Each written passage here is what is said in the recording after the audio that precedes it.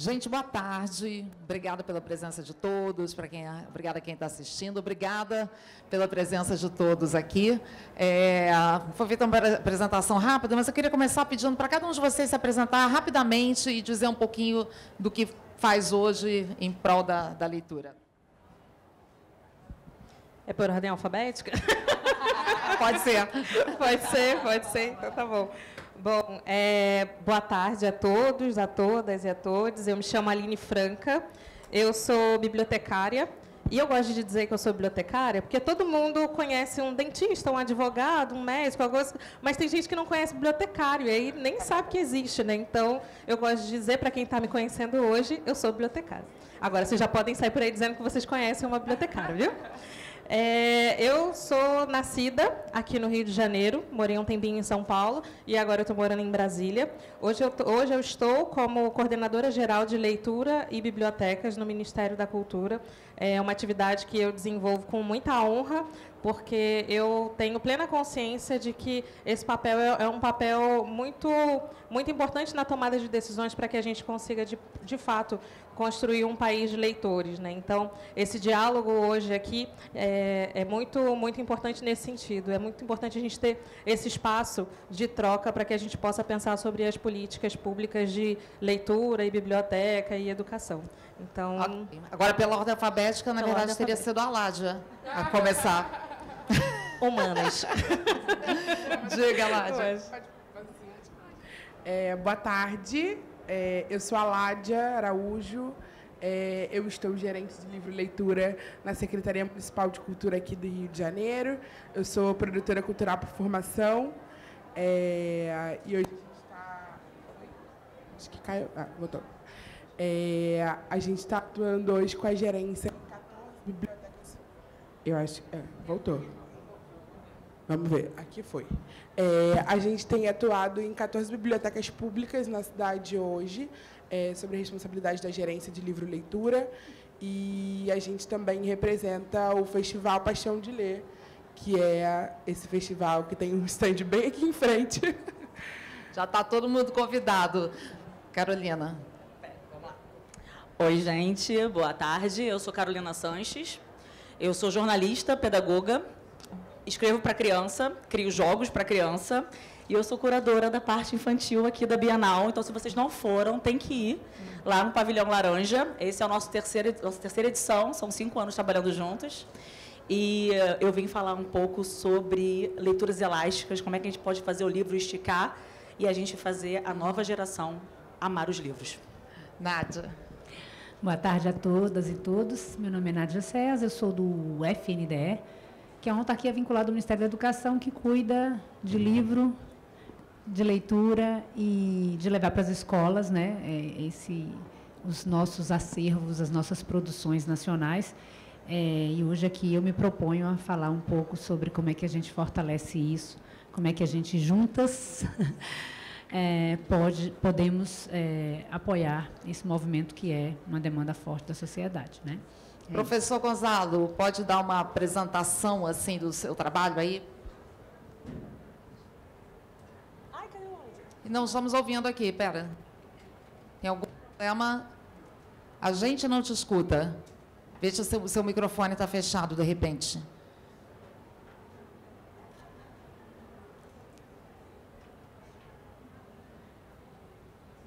Vamos tentar...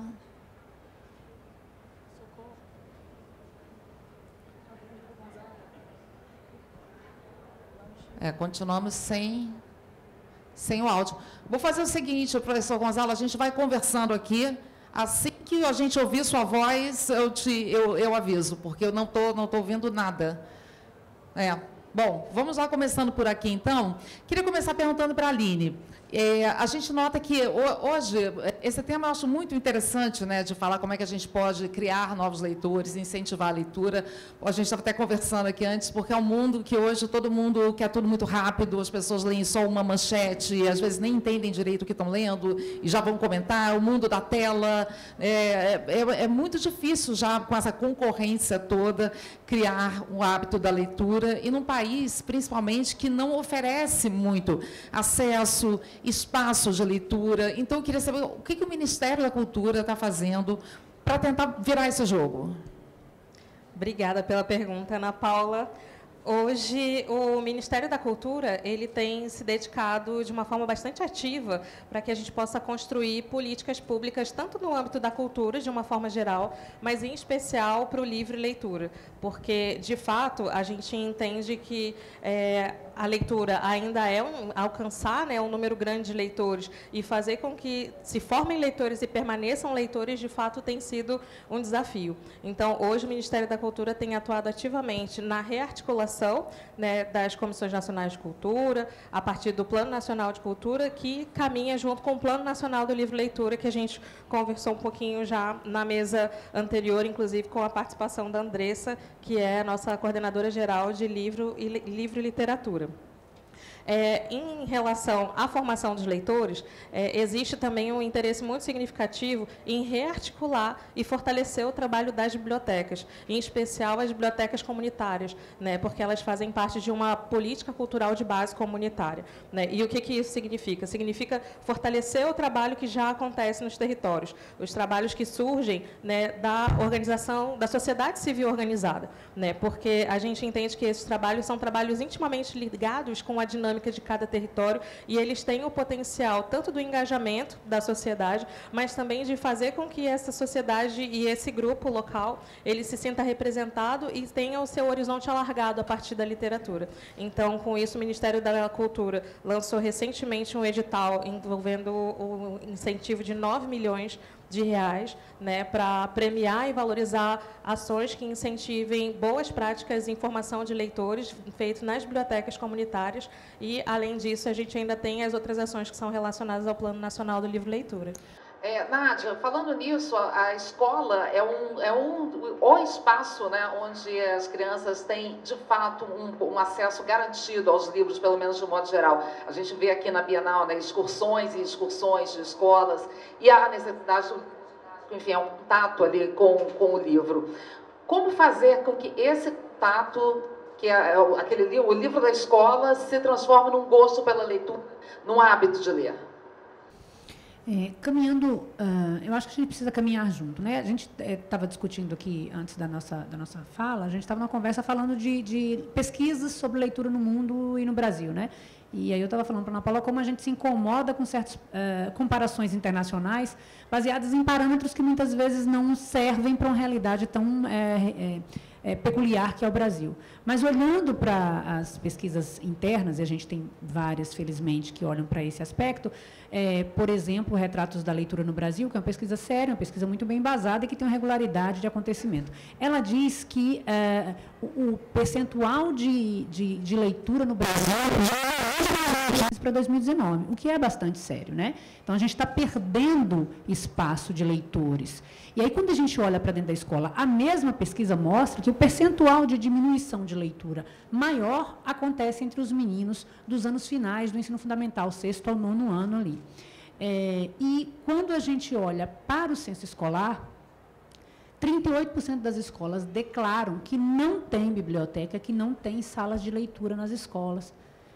E, ao mesmo tempo, a pesquisa de Retratos da Leitura diz que o segmento de educação que mais tem como principal base de busca de livro, né, de acesso ao livro, como a biblioteca, é justamente o menino do 6º ao 9º ano, esse que menos lê atualmente. Então, talvez, essa unidade formatadora do leitor dentro da escola, que se chama biblioteca escolar, seja o ponto de atenção para políticas públicas, para mercado, para a sociedade, de como é que a gente transforma esses espaços locais em espaços efetivamente de criar leitores e de ser espaços ressignificados mesmo, para conhecimento e para leitura, né? Talvez esse seja o ponto. Queria completar aqui com a Ládia, falando um pouco de políticas públicas, acho que ela está com o microfone. Tá. Porque a Ládia está aqui como representante do município do Rio, a gente sabe que o município é o que está lá na ponta, é o que tem, às vezes, mais capilaridade, mais capacidade de fazer todos esses projetos deslancharem. Então, eu queria saber como é que está dentro do município do Rio esse empenho em formar novos leitores. Bom, falei um pouco antes, na última vez que eu participei, mas repetindo, a gente tem um programa chamado Bibliotecas do Amanhã. Ele foi lançado na primeira gestão do nosso secretário Marcelo Calero, em 2015, que é o nosso secretário hoje de novo. A partir de março, quando eu sou convidada para compor a equipe da Secretaria Municipal de Cultura como gerente, a gente retoma esse projeto, que é basicamente um projeto de fortalecimento e de introdução, de uma modernização dos nossos espaços públicos, nas nossas bibliotecas públicas. E a gente entende que, para a gente conseguir formar efetivamente novos leitores, a gente precisa conseguir acompanhar como a vida tem acontecido, né? Tecnologicamente, infraestruturalmente, enfim, com uma infraestrutura mais moderna. E Bibliotecas da Manhã, ele é esse projeto. Então, a gente pensa que a biblioteca deixa de ser efetivamente só aquele espaço da leitura, para também ser um espaço de fruição, de produção cultural. E aí, a partir disso, a gente consegue pertencer àquele território e automaticamente fazer com que aquelas pessoas se introduzam nesse espaço. Você tocou num ponto perfeito para chamar a Carolina aqui para a nossa conversa, que é essa história das telas, de como no mundo que está tão tecnologicamente avançado, a atenção, a capacidade de concentração das pessoas está cada vez menor, como fazer para ligar uma coisa com a outra? Eu queria que você explicasse um pouco esse conceito de leitura elástica, que é basicamente isso, né? Tentar juntar tudo. Gente, então, eu sou a que não é da educação formal, então eu vou falar da educação informal, e aí eu lembrei do Todorov, que é um teórico, perguntam para ele se ele teme que o livro acabe, ele falou que a preocupação dele é que o livro passe a ser indiferente, as pessoas sejam indiferentes a ele, o nosso medo é que seja indiferente. E aí eu agora estamos lhe ouvindo, já vamos conversar então, obrigada. Você quer passar para ele? Posso girar? Tá. Não. E aí, quando eu penso nessa frase do Todorov, como é que a gente pode manter o livro com relevância para essa geração, que a gente chama de geração alfa, que são essas crianças que nasceram a partir de 2010, já numa geração que nasceu no digital e tudo mais, a gente tem que pensar o seguinte: todos que estamos aqui, nós acreditamos que o livro é importante, a gente acredita que livro é plataforma. Eu queria dizer para vocês que livro é tecnologia, é uma tecnologia de leitura. As pessoas acham que inovação é sinônimo de digital. Não é. Não é só digital. O que a gente trabalha com livros, projetos de leitura são altamente inovadores, porque inovação é pensar, sentir, fazer diferente. E aí chegam as leituras elásticas para falar o seguinte: como é que a gente pode esticar o olhar das crianças a partir dos livros para outras plataformas e elas poderem voltar para o livro, que a gente possa expandir as narrativas. Então, a gente tem o exemplo da Bienal hoje. A Bienal, ela é completamente elástica, a gente está botando os livros dialogando com várias linguagens e plataformas, e a gente acredita que é como se fosse um hub de várias entradas e saídas, porque a gente precisa facilitar a chegada. A gente facilita a chegada com a biblioteca, com as salas de leitura, com a escola, mas a gente queria falar e mostrar, é quase um branding do livro, sabe? Que o livro seja interessante, que esse menino ache o livro tão interessante quanto Minecraft, que ele ache tão bacana quanto um Roblox. E a gente pode misturar esses universos e fazer com que a leitura seja uma aventura incrível. Queria pedir agora, então, para o professor Gonzalo falar um pouco da sua experiência aí no Chile. Boa tarde. Obrigado pela invitação.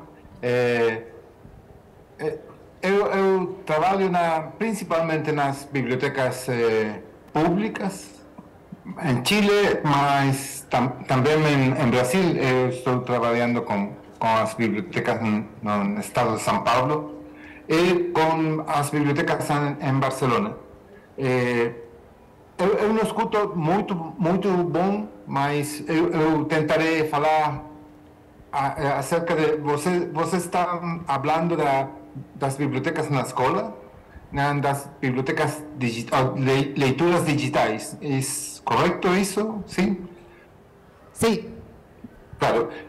La lectura en la escuela es verdaderamente muy importante, porque si nos tenemos leitores por placer a los 16 años, todos los estudios no mundo dicen que si nos temos leitores por prazer a los 16 años, ellos tendrán mejores oportunidades económicas, de trabajo, de todo en la vida.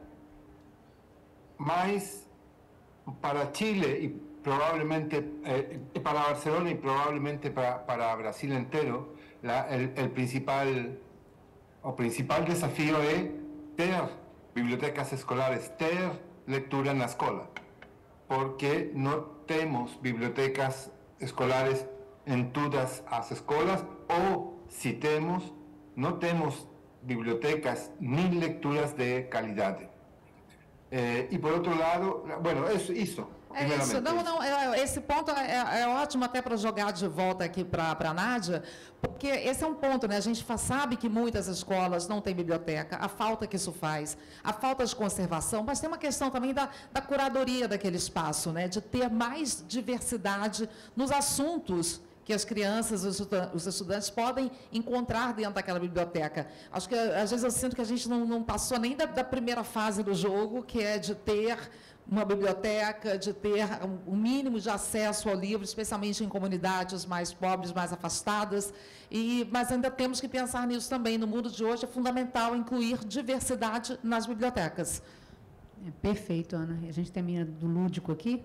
É um jogo que a gente precisa de muita ficha para jogar, né? E aí, quando a gente fala assim, bom, temos esse desafio, primeiro, de ter um Brasil com bibliotecas públicas e escolares em todas as cidades brasileiras. A gente merece e precisa disso. E não acredito que é caro, não acredito que é difícil. Acho que basta todo mundo querer, é importante. Mas aí a gente tem outros desafios, né? Eu posso dizer aqui, eu acho que quem está aqui presente também é testemunha disso, que a gente já conseguiu superar, por exemplo, a qualidade, a bibliodiversidade e digamos, o alcance das obras literárias na escola. Hoje, nos últimos, só de 22 para 23, a gente conseguiu distribuir milhões de livros literários de qualidade. Todos os livros que vocês veem estão presentes aqui na Bienal, eles estão hoje na escola pública, e a gente está com o estande do FNDL mostrando Malala, Torto Arado, tudo que vocês pensarem que possa está presente lá. Então, vencemos num país continental entregar na porta de cada escola acervos de qualidade escolhido pelo professor. Isso é uma vitória gigantesca, ok. Mas e aí quais são os próximos passos? Aí você toca num ponto fundamental, como é que eu trabalho a questão de eu ter mediadores de leitura qualificados, né? Não só dentro da escola, né? E aí, por exemplo, o bibliotecário ele é fundamental nesse processo, num país como o nosso. A gente precisa valorizar e integrar ele nesse processo e, ao mesmo tempo, trazer gente da comunidade. Na América Latina tem vários exemplos de agentes comunitários fazendo esse papel de mediador para crianças, para idosos, para mulheres depressivas. Isso faz tanta diferença e mobiliza de forma tão bonita localmente a sociedade, que talvez seja agora o nosso próximo passo, esse grande desafio do Brasil. Queria jogar para a Aline agora, então, para falar um pouco disso que a Nádia tocou nesse assunto, né, de pessoas em depressão, idosos, porque aqui a gente está falando muito de formação de leitores entre crianças, mas acho que tem também um mercado enorme de adultos que precisam, que não tiveram, às vezes, oportunidade e que podem se beneficiar ainda e muito, como todos nós que lemos, a gente se beneficia a cada dia, a cada novo livro lido. Então, eu queria entender o que está se pensando em termos de política pública para a leitura de um modo geral. Sim. Existe uma área... Está funcionando? Tá. Existe uma área do conhecimento que é relacionada à biblioteconomia, que é a área de estudo dos bibliotecários, que se chama biblioterapia. E essa área é a área justamente que busca fazer o uso terapêutico da leitura de modo a beneficiar a saúde física e emocional dos leitores, né? Essa área é uma área muito importante, a gente já tem muitos estudos no Brasil que, de fato, ela tem um impacto muito positivo, e tanto a biblioterapia quanto as outras ações que são voltadas à formação de mediadores de leitura, os agentes culturais, as pessoas, os outros atores que atuam nesse processo, nesse universo de formação de leitores, eles estão inseridos dentro dessas perspectivas, obrigada, de reformulação do ProLê, que é o Programa Nacional de Incentivo à Leitura. O ProLer é um programa muito importante, que ele foi descontinuado nos últimos anos, e a gente está trabalhando para trazê-lo de volta, né, que instituiu núcleos de ações conjuntas, ações em comunidade, de formação de grupos de leitura, né, com características diferentes, cada comunidade com as suas próprias características, de acordo com o grupo que se organizava localmente. Então, a gente tem feito um estudo, né, internamente no Ministério da Cultura para entender esses núcleos do ProLer que continuam ativos, mesmo depois da descontinuidade do programa, né, que atuam de forma independente, e fazer esse mapeamento e esse estudo do que era feito na década de 90, no começo do ano 2000, e como a gente pode atualizar esse programa trazendo os benefícios, né, da formação comunitária, dos mediadores de leitura, mas também utilizando essa característica, né, que hoje a gente tem da leitura compartilhada através das bases digitais, das bases tecnológicas, das redes sociais, e também da aplicação da tecnologia dentro desse contexto. E aí está relacionado tanto à leitura que acontece nos espaços das bibliotecas, sejam públicas, comunitários, mas também na leitura que está no âmbito escolar, no âmbito social. Porque a gente precisa também pensar que a leitura ela pode e deve ser também um ato coletivo, né? A leitura ela é um hábito social, e o nosso desafio também é entender como que a gente pode diversificar a chegada da leitura, a chegada da literatura para os jovens, para os idosos, para outros grupos que estão fora também desse contexto escolar, quando a gente pensa na escola no primeiro momento, né? Que quando a gente pensa na educação, a gente acaba pensando nos primeiros anos ali, ou no ensino fundamental, ou até o ensino médio. Mas é muito importante a gente pensar que a escola ela ultrapassa, né, esses grupos, né, dos estudantes, e que a escola ela também impacta essas famílias. E aí fazer com que esse estudante também seja um incentivador da leitura dentro de casa também é um impacto que vai replicar a ação positiva do livro. Aládia, o município do Rio hoje tem esse investimento em intermediadores de leitura? Porque sempre que se fala em política pública, eu tenho a sensação de que é uma questão muito de cobertor curto aqui para a gente, né? Não só de falta de recursos, mas de, às vezes, dificuldades de gestão de projetos e também de ter um ponto de partida muito baixo ainda, né? Como a gente estava falando aqui, falta muitas vezes até o básico. Então, como alavancar isso tudo? Hoje, o município consegue fazer esse investimento? Bom, então, o que a gente tem feito, e aí, mais uma vez, Bibliotecas da Manhã, porque ele, de fato, acabou virando um grande guarda-chuva para o que a gente tem feito, né? Ele está recebendo um investimento de 30 milhões em uma parceria com a FEComércio, a partir dessa reconstrução desse projeto. Nós já temos 3 bibliotecas do amanhã no município funcionando, que é a Marcos Rebelo na Tijuca, João do Rio em Irajá e a Anitta Porto Martins no Riachuelo. A partir dessa nova reestruturação do Bibliotecas do Amanhã, a gente já consegue prever mais essa mediação cultural dentro das bibliotecas. Ela já acontece de uma forma muito mais voluntariosa, acho que a partir do entendimento das bibliotecárias. É importante salientar que é importantíssimo o trabalho que elas fazem, que sejam públicas ou nas bibliotecas comunitárias. Então, a gente consegue prever, sim, esse investimento a partir de bibliotecas do amanhã. Carolina, queria te pedir para você me dar um exemplo prático assim, do seu projeto. Como é que funciona na prática essa leitura elástica? Tem um case assim, para contar para a gente e o resultado que isso trouxe? Olha que coisa. Eu acho que hoje o melhor case está lá no Pavilhão Laranja, porque é o mais recente, está acontecendo agora. Vamos sair daqui, vamos lá, e eu vou fazer a visitação guiada, né, que a gente tem uns 600 metros quadrados no espaço infantil aqui. A gente está usando o conceito de leituras elásticas lá. São 3 etapas. Então, tem livro elástico. A gente pegou Alice no País das Maravilhas, que é uma história de 1865, e uma das histórias mais adaptadas do mundo. E não tem ninguém mais elástico que Alice. Esticar e diminuir, inclusive, né? Todo leitor passa por Alice, passa pelo das Maravilhas. Então, quando a criança e suas famílias elas entram no espaço, elas vivem experiências imersivas leitoras. Então, vai ter um filme de 1903, A primeira adaptação em audiovisual de cinema mudo da Alice, que ela vai ter acesso, vai ter brincadeira, vai ter livro, vai ter história, vai ter várias experiências a partir do livro, porque a gente quer que ela goste da história e vá para o livro. Isso é muito importante para a gente. A gente está pensando em estratégias. Ela vai para o segundo ambiente, que é o ler e abraçar, e ela vai ter acesso ao acervo que nos constitui como leitor. Os grandes clássicos. Nós temos uma baleia enorme, que é a baleia do Pinóquio, porque todo leitor também já caiu na barriga da baleia. E ali a gente convidou o FIC, que é o Festival Internacional de Cinema Infantil, para fazer uma curadoria de filmes. As crianças veem os filmes, ali tem várias cabanas de livros, várias histórias clássicas, tem gavetas, aí chega na Bienal Encontro, tem todos os autores. Então, o livro estica para o audiovisual, estica para um jogo analógico, estica para outros livros, outras histórias, novos encontros. Então, a gente quer um livro em expansão, para que, quando ela expandir o espaço físico do livro, ela possa voltar para ele com mais, eu vou usar uma palavra que não, mas com mais sinapses, com mais vontade, com mais repertório.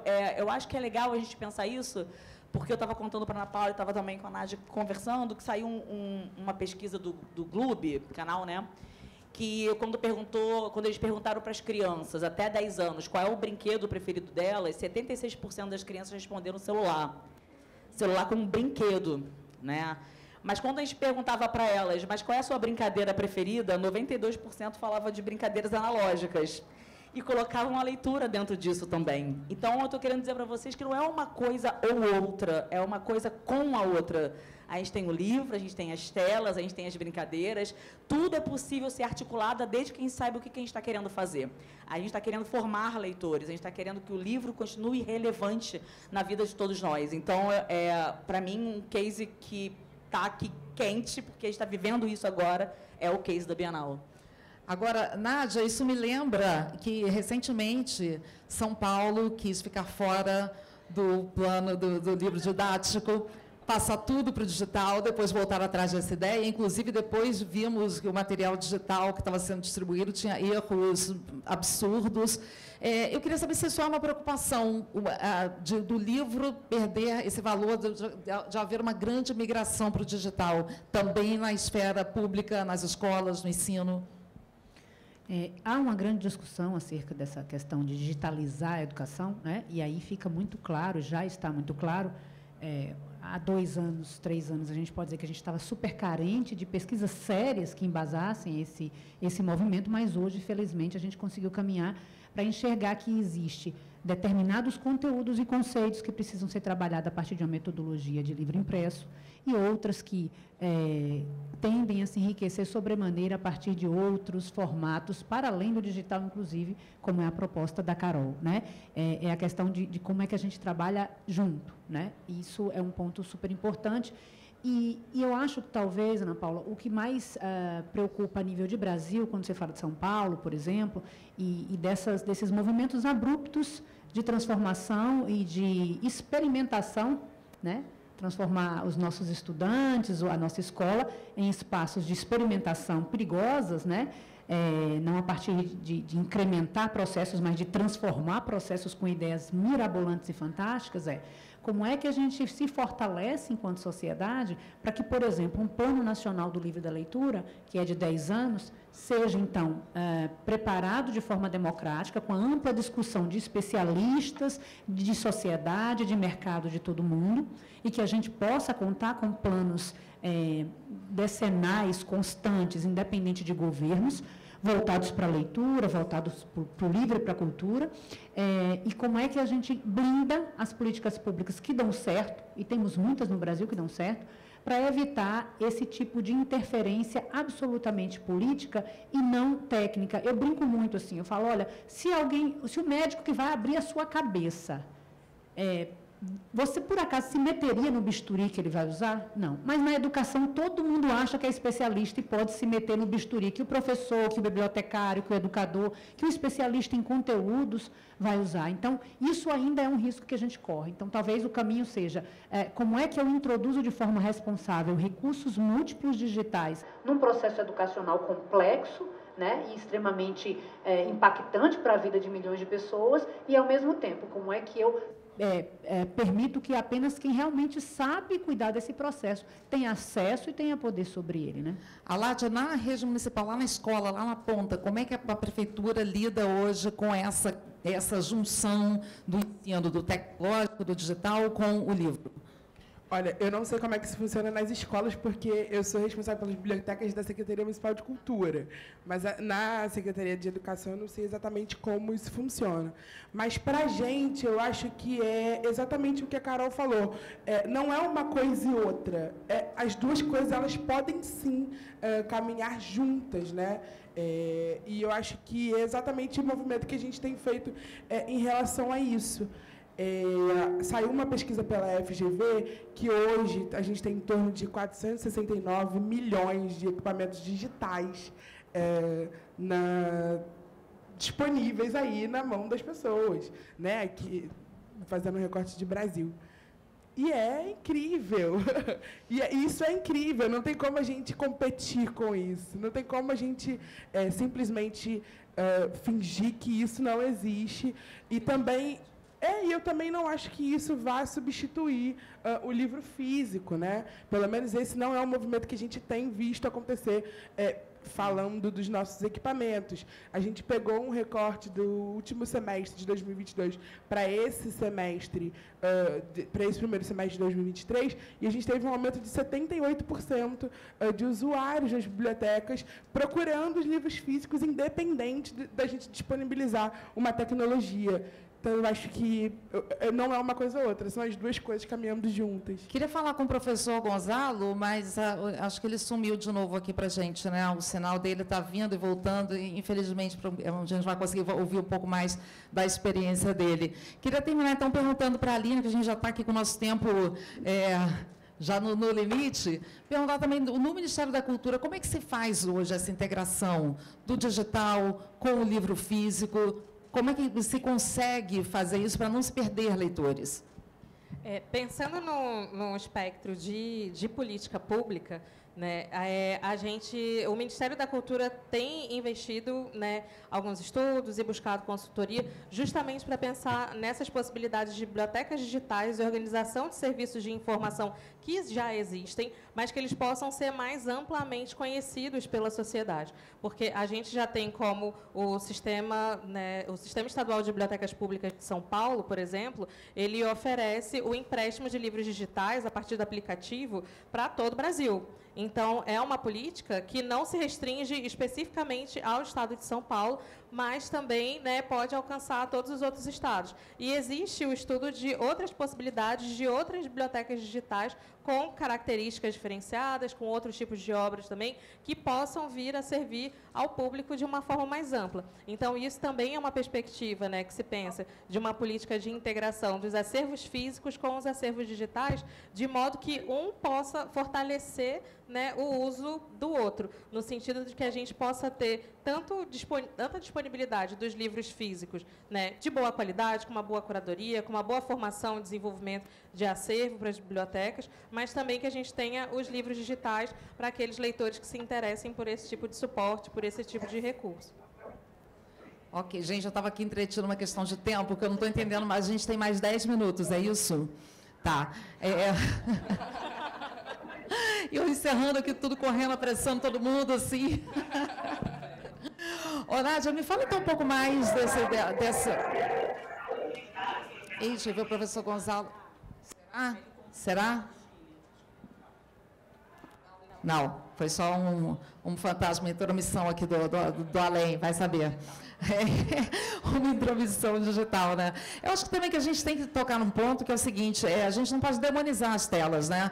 Nessa história que a própria Carolina fala do elástico, tem que reconhecer que as telas vieram para ficar, que são a nova realidade, que muito do que a gente vive hoje vai, de fato, mudar, as nossas experiências vão mudar, a experiência da leitura tem que mudar também na prática, né? Queria que vocês falassem um pouco disso, assim, como usar, além dessa ideia da Carolina, como mais usar o digital para atrair as pessoas para o conteúdo, porque eu sinto que o grande problema é que o digital é tão rápido, você vê até vídeos, né, as pessoas estão sem paciência de ver, só querem vídeo curtinho, só querem ler a manchete da notícia e saem já comentando e muitas vezes falando daquilo que não sabem.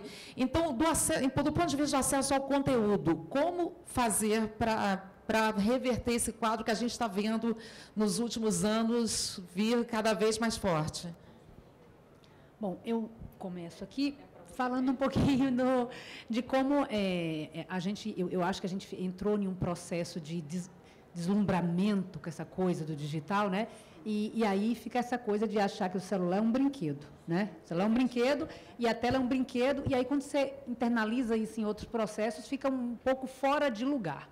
Então, é um processo que a gente também precisa se educar, aprender a lidar com isso, sabe? Como a gente teve que lidar com o asfalto, com o carro em movimento, né? com a vida urbana, a gente vai ter que aprender a lidar com as tecnologias enquanto ferramentas nossas para nos servir. E aí, um outro ponto é essa coisa da fugaz, de como tudo é fugaz, né? De como tudo é raso, e isso gera um contraponto, que é por onde vamos para buscar conteúdos bons, úteis, e que me preencham verdadeiramente para além desse stand-by que fica o cérebro quando você fica vendo essas coisas, né?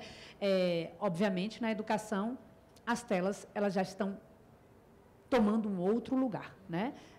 O vice-governador do Rio me falou na abertura que o Rio proibiu o uso de celulares em sala de aula, quem manda é o professor, e aí ele vai decidir se precisa usar ou não, mas está proibido de antemão. Por quê? Porque para o menino o celular é um elemento de fuga mesmo, né? E aí como é que a gente transforma isso em um elemento que tenha significado? Do lado de cá, a gente está tentando conversar, inclusive, com o MINC, para a gente junto propiciar, não só para o estudante dentro da escola, mas também para as bibliotecas públicas e comunitárias, conteúdos de livro efetivamente digital, porque também tem isso. Tem muita coisa que é digitalizada de mundo analógico, empurrada goela abaixo, como se fosse, olha que fetiche, né? Então, a gente está trabalhando muito para o mercado estar produzindo conteúdos de qualidade, livro efetivamente digital, e a gente vai trabalhar para que a gente possa ter um dos maiores portais de livro literário e didático do planeta, em formato digital, inclusive com acessibilidade. Então, essa é a nossa luta hoje, e a gente espera que a gente, no ano que vem, tenha bons resultados e tenha já acessos contínuos dos nossos meninos a esse formato também, para além desse livro que está lá na biblioteca com aquele cheirinho de livro. Você tocou num ponto importante da acessibilidade, né? Isso é uma coisa que o digital pode proporcionar muito, né? Pode permitir muito, né? Carolina, eu queria que você falasse um pouquinho disso também. Concordo totalmente. Olha que bom. Porque não vai dar tempo de discordar, mas eu concordo plenamente, e aí me veio a imagem que eu gosto muito de trabalhar, que é a do Nicholas Carr, que ele fala o seguinte, que quando a gente pensa em leitura, a gente pode pensar no mergulhador e na pessoa que anda de jet ski. Então, a gente pode aprofundar. Então, quando você é mergulhador, você se aprofunda, mas sempre no mesmo lugar, mas você vai muito profundo, muito fundo, ou você vai pela superfície e chega mais longe. E a gente está lidando exatamente com isso o tempo todo, né? Às vezes a gente vai mais longe, e aí a gente tem várias leituras, podem ser leituras superficiais, você chega longe, mas é preciso aprofundar muitas vezes. Então, a gente precisa, então, desenhar projetos, estratégias, trajetórias, jornadas em que o leitor possa mergulhar, voltar, andar pela superfície, aprofundar de novo, e aí isso a gente vai precisar de todo mundo, formal e informal, todos nós que estamos aqui, editora, mercado editorial, todas as pessoas que pensam essa cadeia que é enorme, né? A gente vai precisar pensar em novas linguagens, porque não é só digitalizar um livro e passar para a tela, que isso traz alguma contribuição. A gente precisa pensar quais são as novas linguagens que podem contribuir para além do que o livro traz e oferece, porque o livro já é perfeito como objeto e como plataforma. O que a gente pode pensar além do que já é desenhado, né? Então, eu acho que talvez o desafio da gente é como é que a gente pode qualificar as experiências e projetos pensando na contemporaneidade. A gente tem muitos desafios pela frente, tanto para quem produz, né, principalmente para quem está produzindo, que também não está entendendo muitas vezes tanto a contemporaneidade quanto quem é essa nova geração e como ela pensa e aprende, né? Porque durante muito tempo a gente ficou, como é que se ensina? Só que o pensamento agora é como é que se aprende? E aí, quando a gente pensa como é que se aprende, a gente vai ter que desconstruir muita coisa que está aqui nesses pavilhões, por incrível que pareça. Né? E isso incomoda muito. Então, a gente vai precisar de todo mundo, muitos mediadores de leitura, leituras, muitas bibliotecas, muitas salas de leitura, muitos professores, para a gente poder mudar, para a gente poder acompanhar esse novo tempo. Acompanhar esse novo tempo é a palavra, assim, a preocupação, né? Porque realmente são novos tempos de muita tecnologia, de muita distração, de falta de concentração, de falta de atenção. Eu queria saber, tanto da Aline quanto da Alad, no Ministério da Cultura e também aqui na Prefeitura do Rio de Janeiro, na Secretaria de Cultura, se teve alguma mudança já de rumo por conta dessas novas tecnologias, se já há um estudo maior para se incorporar a isso e tentar fazer com que as duas coisas convivam. Bom, Ana Paula, além dessa parceria com o Ministério da Educação, que a Nádia trouxe para a gente, colocou aqui, eu entendo que existe uma perspectiva do Ministério da Cultura de entender o direito à leitura e o direito à informação como um direito humano. Então, além dessa preocupação, né, de integração, de tecnologia, né, e pensar nesses outros formatos, acho que o fundamental é a gente pensar em como que a gente pode garantir, né, o acesso enquanto um direito humano, enquanto o direito à leitura, né, enquanto o acesso ao direito à informação, né, porque a gente sabe o tamanho do estrago que é quando uma sociedade não consegue, né, ter um senso crítico, um senso analítico daquilo que ela está vendo, né, e daquilo que está sendo posto. Então, nesse sentido, a preocupação principal é garantir o acesso, garantir que os nossos leitores tenham experiências de leitura, experiências de pensamento crítico, experiência de socialização da leitura, e aí, se isso vai se dar a partir da leitura física, no papel, ou a partir da leitura no digital, ou em outro suporte, seja ele qual for, isso, nesse momento, tem sido uma questão secundária. Eu concordo muito com a Aline, porque é basicamente um movimento que a gente tem feito aqui também. Eu acho que a gente vai nesse movimento de garantir com que as pessoas tenham, primeiro, o acesso disso, né? Democratizar o acesso à leitura, porque eu acho que isso é muito importante. Eu costumo dizer que o nosso maior público, o nosso público-alvo, na verdade, quando a gente vai fazendo essa descrição de público-alvo, enfim, é o não leitor, porque o leitor, ele tá, o espaço da biblioteca, da sala de leitura, do espaço de leitura, ele é um espaço muito familiar, ele não tem nenhuma dificuldade de acessar esse lugar. Então, eu acho que o nosso maior público-alvo hoje, enquanto gerência de livro e leitura, é o não leitor. É pensar o que a gente pode fazer nos nossos espaços para que a gente consiga atrair essas pessoas para dentro desses espaços e apresentar para eles o que é o universo do livro. Eu também acredito muito que o livro ele é a porta de entrada para muita coisa, inclusive para a cidadania. Então, eu acho que a partir do momento que a gente consegue atrair essas pessoas para o nosso espaço, mostrar para aquelas pessoas que aquele espaço é um ambiente confortável, seguro, e que ele pode não só ler, mas ter naquele espaço um espaço de acolhimento, o maior movimento que a gente consegue fazer nesse momento, e acaba que essas segundas introduções ficam num segundo plano, a partir do momento que a gente ainda precisa trazer de volta essas pessoas para dentro desse espaço. E eu acho que a gente está aqui num espaço que ilustra muito bem isso, né? Quando há investimento, que o retorno vem. A Bienal, há 40 anos, atraindo multidões, atraindo famílias, atraindo não leitores, que muitas vezes vêm e daqui começam a se interessar, e a gente vê que são 40 anos e todo ano a Bienal está muito cheia, e sempre com muitas conversas que eu adoro, como essa que a gente teve aqui. Muito obrigada pela participação de vocês. E antes de encerrar, eu queria dizer o seguinte, eu estou aqui representando a TV Globo pelo projeto Luz na Educação, projeto LED, e a Milana vai falar um pouco mais do projeto aqui para a gente. Obrigada. Gente, recado, assim, acho que é legal falar do Movimento LED. Quem não conhece, queria convidar vocês a conhecer movimentoled.com.br. É uma iniciativa da Globo e da Fundação Roberto Marinho para iluminar práticas inovadoras em educação. E aí, falando de educação formal e não formal também, a gente está com a terceira edição do prêmio, com inscrições abertas até o dia 27 de setembro. Vamos premiar professores, empreendedores, criadores, educadores que tenham projetos ativos há um ano, com R$200 mil. São 6 vencedores de R$200 mil. e tem R$300 mil também para uma categoria de estudantes. Então, é R$1,5 milhão em prêmios para quem esteja fazendo iniciativas inovadoras em educação. E é legal porque muito do que vocês falaram aqui na mesa, a gente já tem exemplos nas 2 primeiras edições do LED. Por exemplo, na primeira edição, uma professora de Campina Grande, na Paraíba, ganhou com um projeto de incentivo à leitura, na época da pandemia, chama Mochileira, a professora chama Patrícia Rosas. Ela colocava os livros nas mochilas e passava para entregar na casa dos alunos, incentivava que os alunos produzissem textos sobre podcasts, filmes, coisas do universo cultural dos estudantes, e ela fundou uma revista para publicar os textos. Então, além de formar leitores, ela está formando escritores também. É um dos exemplos de iniciativas que a gente tem no Movimento LED. A gente já tem 30 iniciativas catalogadas e agora espaço para mais 15 ganhar essa visibilidade, né? A gente falou muito aqui de que precisa ser feito. Então, a gente está tentando mostrar que já tem muita gente fazendo e muita coisa muito bacana acontecendo.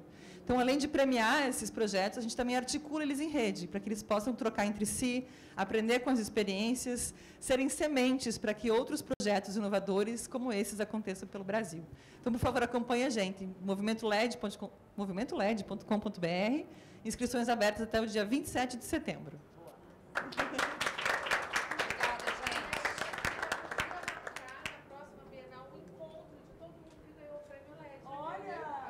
Congresso dos Embaixadores do LED aqui na Bienal, ó, marcado, pronto.